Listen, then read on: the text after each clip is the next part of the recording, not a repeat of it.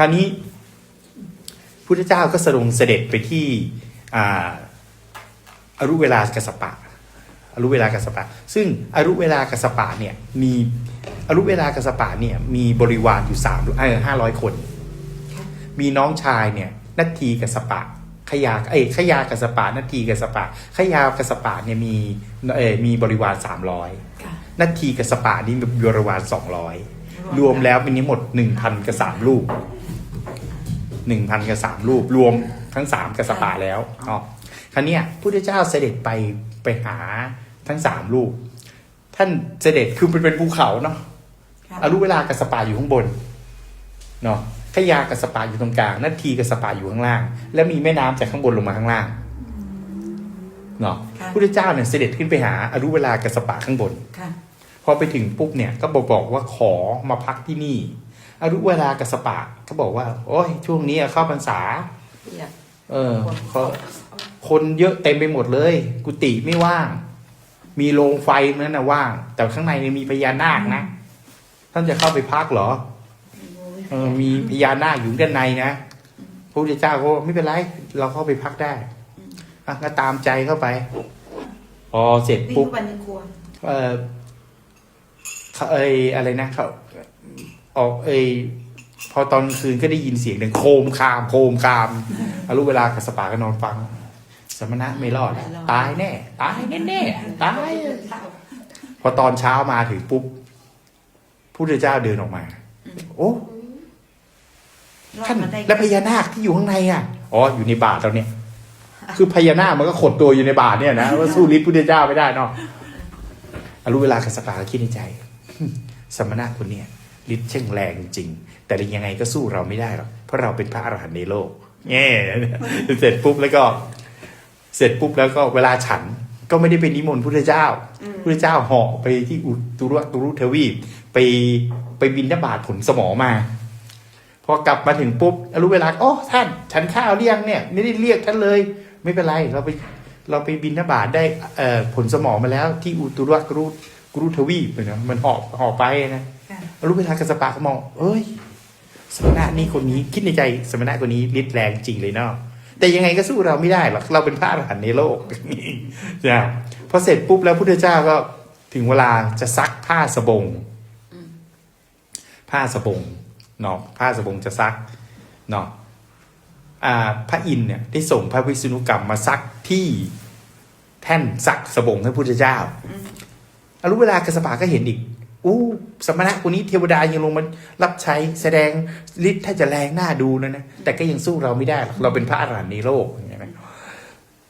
ลมฝนตกแบบท่วมเลย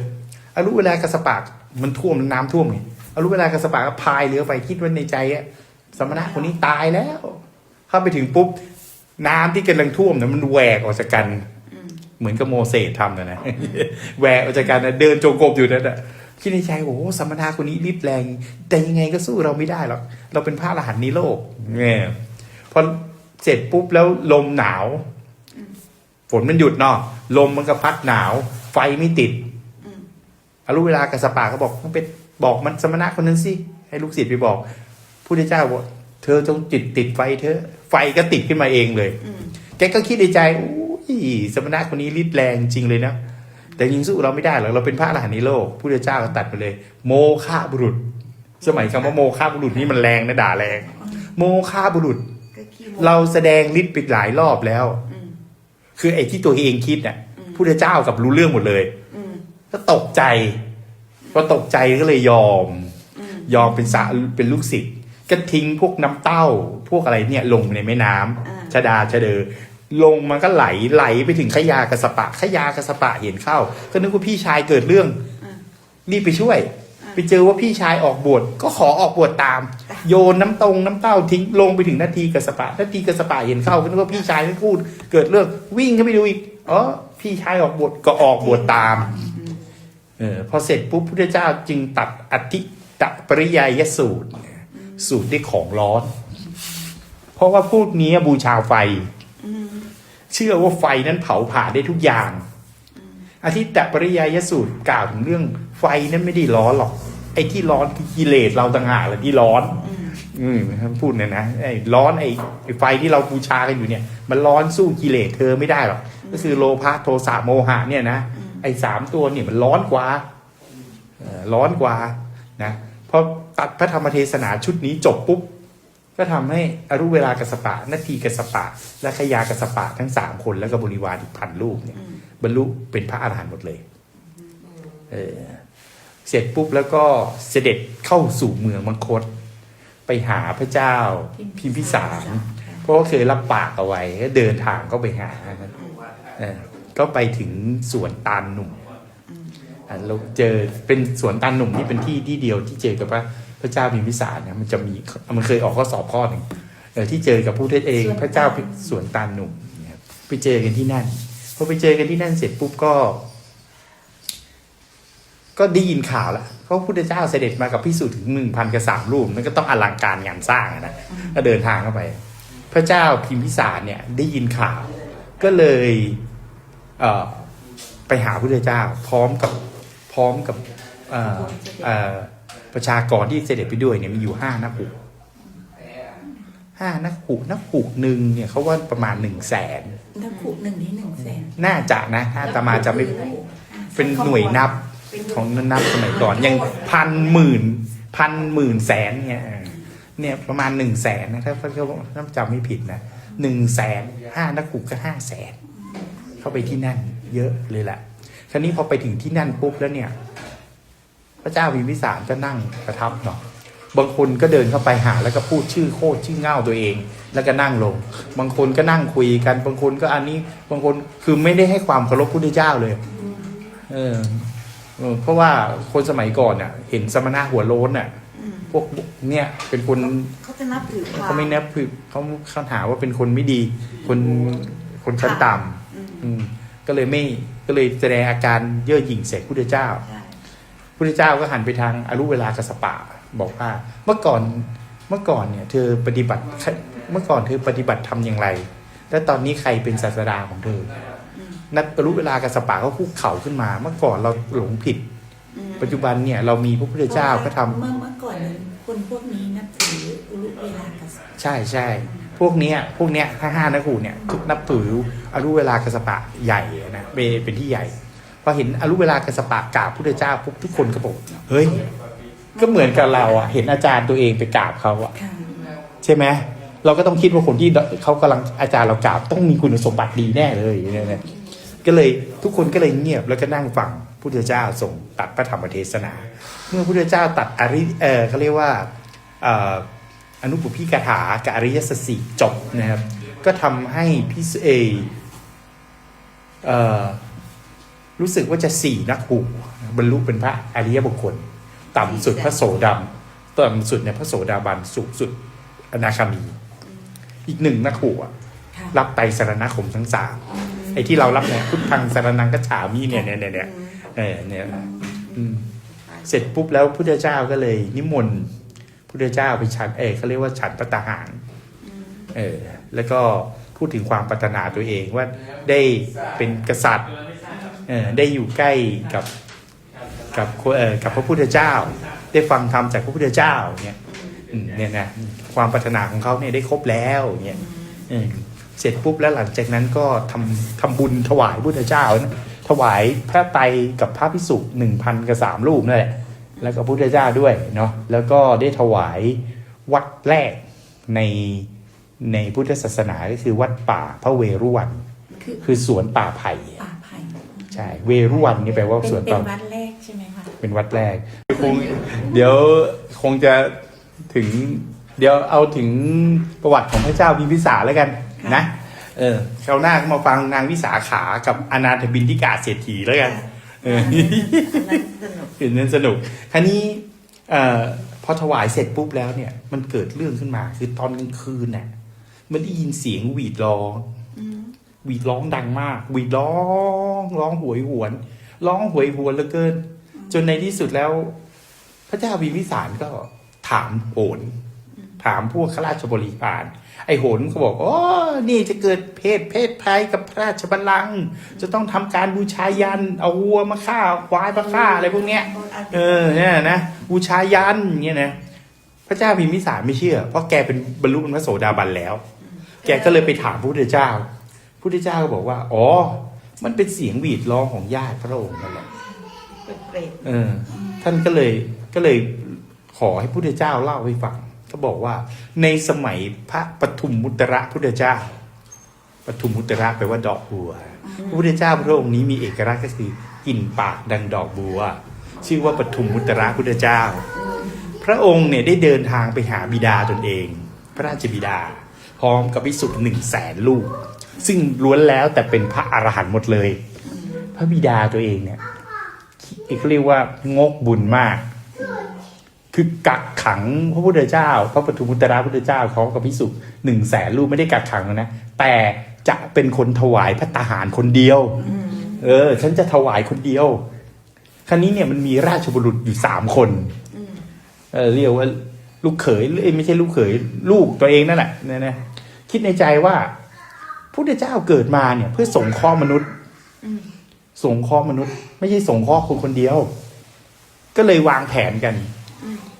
ให้บริวาร 1,000 คนราชบุรุษ3 คนนะราชบุรุษ3 คนนะบริวาร 1,000 แกไปเลยแกไปทำให้เกิดก่อกบฏขึ้นที่ชายแดน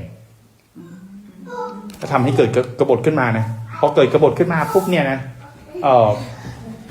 เกิดกบฏขึ้นมาปุ๊บเนี่ยพระราชบิดาเนี่ยก็สั่งราชบุรุษ3 คนเนี่ยไประงับซะ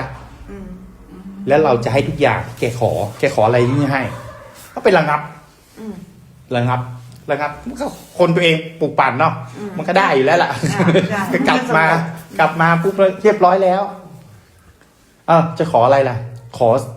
ใส่บาตรพระพุทธเจ้าเป็นระยะเวลา7 ปีโห7 ปีเยอะไป เยอะไปงั้น3 ปีโอ้3 ปีก็เยอะไปนะปีหนึ่งเยอะไปมั้ง6 เดือนงั้นเอา3 เดือนก็พอละ3 เดือนให้ต่อรองก็ได้3 เดือนให้ให้ก็ได้3 เดือนแกก็เลยก็ไปเรียกข้าพดีมาข้าพดีจงไปทำกับข้าวเบิกเอาเงินจากอะไรนะจากคลังของเรา3 คนนะอย่าไปยุ่งของใครเลยนะ3 คนเนี่ยแล้วถวายพระพุทธเจ้าเป็นระยะเวลา3 เดือนข้าพดีก็มีญาติตัวเองเนี่ยก็อยากให้ญาติได้เนาะเราจ้างญาติตัวเองทำกับข้าวถวายพระพุทธเจ้าพร้อมกับภิกษุ100,000 ลูกพอถึงเวลาปุ๊บเวลาจะไปถวายข้าวเนี่ยลูกมาละลูกคนนี้มาเนี่ยวิ่งหิวข้าวหนูจะกินข้าวก็เลยให้กินก่อนปัญหาสำคัญก็คือกินก่อนพระพอเสร็จปุ๊บแล้วหลังจากนั้นเนี่ยก็ทำอย่างเงี้ย3 เดือนแล้วมันแจ็คพอตแตกตอนที่ว่าพระที่จะไปถวายเนี่ย100,000 ลูกเป็นพระหลานหมดเลยไงซวยกันตอนนี้แหละคือต้องรู้ไว้ก่อนนะครับว่าเวลาจะทำบุญทำบาปเนี่ยเหตุและปัจจัย1เราทำกับใครทำไมเขาชอบทำกับพระเพราะว่าพระมันมีศีลอยู่227 ข้อมันดีกว่าทำพวกทุกศีลอันนี้ส่งมันเยอะกว่า1เราทำกับใครของที่เราทำมาบริสุทธิ์ไหมคือเราไม่ได้ไปปล้นฆ่าใครมาใช่และระยะเวลาที่ให้ถ้ายิ่งเราคิดแล้ววันนี้เราจะถวายไว้แล้วเราก็ถวายมันก็จะได้บุญเยอะกว่าแต่ถ้าเราล้างไปคือไม่ยังเดี๋ยวแค่ถวายแล้วกันถวายที่หลังก็ได้อย่างเงี้ยมันก็จะน้อยไปถ้าเราคิดปุ๊บก็ถวายไปเลยแค่นั้นเองแล้วก็ถวายไปแล้วก็คือขาดจบไปแล้วเขาจะไปทำอะไรก็เรื่องของเขาแค่นั้นเองคราวนี้ไปกินของพระก่อนพอไปกินของพระก่อนก็เกิดปัญหาขึ้นมาทันทีเลยเสร็จปุ๊บตายราชบุรุษ3 คนกับพร้อมข้าพดีที่เป็นคนทำเนี่ยนะขึ้นไปเกิดบนสวรรค์หมดเลยนะส่วนญาติเนี่ยล่วงนรกไปอยู่ในอเวจีมหานรกเกี้ยงหมดเลยอเวจีมหานรกนะไม่ใช่นี้นะเพราะว่าเนื่องธรรมดาเพราะว่าเป็นนรกลูกเหล็กเปลวเพลิงขึ้นมาตลอดเวลานะพอหลุดออกมาจากนรกเนี่ยผุดออกมาเนี่ยสมัยพระกัสสปะพุทธเจ้ามาตะโกนร้องโวกเวกโวยวายพระกัสสปะพุทธเจ้าบอกว่า ดูก่อนพวกเปรตทั้งหลายไปเกิดเป็นเปรตนะพวกเปรตทั้งหลายเขาเรียกว่าปรัตตุตะชีวิตเปรตเปรตที่ต้องอาศัยส่วนบุญส่วนกุศลเปรตเนี่ยไม่ใช่ว่าจะสามารถได้รับส่วนบุญทุกคนนะมันมีเฉพาะเปรตชนิดนี้เท่านั้นที่เราจะอุทิศส่วนกุศลให้ได้นะถ้าเปรตส่วนอื่นเขาไม่ได้นะ ทำไมอะคะ เขามันไม่ได้อาหารเรา มันไม่ใช่อาหารเรา ต้นไม้อาหารคือปุ๋ย ถ้าเอาปุ๋ยไม่ให้เรากินได้ไหม ไม่ได้ ไม่ได้ เอาสเต็กไปให้ต้นไม้กินได้ไหมล่ะก็ไม่ได้ มันเป็นไม่ใช่อาหารเขาพระราชตุบแต่ชีวิตเปรตอาศัยส่วนบุญที่โยมอุที่ส่วนกุศลให้อันนี้ได้ แต่ถ้าเป็นเปรตอย่างอื่นเนี่ยไม่ได้ เพราะฉะนั้นอย่าไปฝันนะครับว่าตายไปแล้วถ้าลูกจะทำบุญมาให้เราแล้วเราจะได้ ถ้าเราไปเกิดเป็นเปรตชนิดอื่นเราก็ไม่ได้นะ ก็อย่าง คื ส อ มม ไม่ ติ ได้รับอะไรเลยสิ่งทางนั้นอ่ะ อันนี้อย่างสมมติเกิดโยมกดน้ำไปเนี่ยแล้วโยมก็อธิษฐานเนี่ยขอให้บุญกุศลของข้าพเจ้าเนี่ยถึงเปรตกระปูเปรตนรกกระภูมิเนี่ยจะได้ไหมคะ ไม่ได้ ก็ได้ ถ้าอยู่ในนรกภูมินะนรกภูมิเป็นดินแดนขลังบุญไม่แรงพอไปไม่ถึง อ๋อ ไปไม่ถึง ข้าม เปรตที่ไม่ได้อาศัย นรก ไม่ได้ ถ้าเปรตที่ไม่ได้อาศัยส่วนบุญเป็นอาหารก็ไม่ได้รับ แต่ทุกอย่างถ้าไม่ได้จากเขาจะกลับมาหาเรา ตรงนี้ขอกันนะคะ พระท่านพระอาจารย์คือว่าเปรตประเภทเนี้ยคือเขาสามารถรับของเราได้นะคือเขาอยู่ใกล้เราอยู่ใช่ไหมคะหรือยังไง บางทีก็ไม่ได้อยู่ใกล้เรา ไม่ได้อยู่ใกล้แต่ว่าก็เราก็ยัง และเขาจะได้ สามารถได้ ส่งไปได้ แต่เขาต้องได้รับเขาต้องเห็นและอนุโมทนา ค่ะ มันเหมือนกับอาหาร เหมือนกับอาหาร ถ้าเอามาวางตรงนี้แล้วเราไม่เห็นเราจะได้กินไหม ไม่ เหมือนเดียวกัน ค่ะ เขาจะต้องได้รับอนุโมทนาบุญตรงนั้นด้วย คือเขาอนุโมทนาบุญแล้วก็จะได้ คราวนี้พอเสร็จปุ๊บแล้วก็บอกว่าเนี่ยเป็นไปอยู่ในสมัยพระกัสสปะพุทธเจ้า ไปถามพระกัสสปะพุทธเจ้าบอกว่ายังไม่ถึงเวลา ต้องรอให้ญาติเธอลงมาในสมัยพระพุทธเจ้า พระสมณโคดม เธอถึงจะได้กิน เธอถึงจะหลุดรอดพอไปถึงพระกัสสปะไม่ใช่พระกัสสปะพระกกุสันโธก่อน จากปทุมแล้วกกุสันโธ พระกกุสันโธบอกก่อนพอไปเสร็จปุ๊บพระโกคามนะพระโกคณะก็ไปเดียวกันนะรอไปถึงพระกัสสปะพุทธเจ้ารอมาถึงพระสมณโคดม วันที่พระเจ้าพิมพิสารนะถวายอาหาร ถวายข้าวถวายวัดเนี่ย ไม่ได้เอ่ยถึงญาติเลย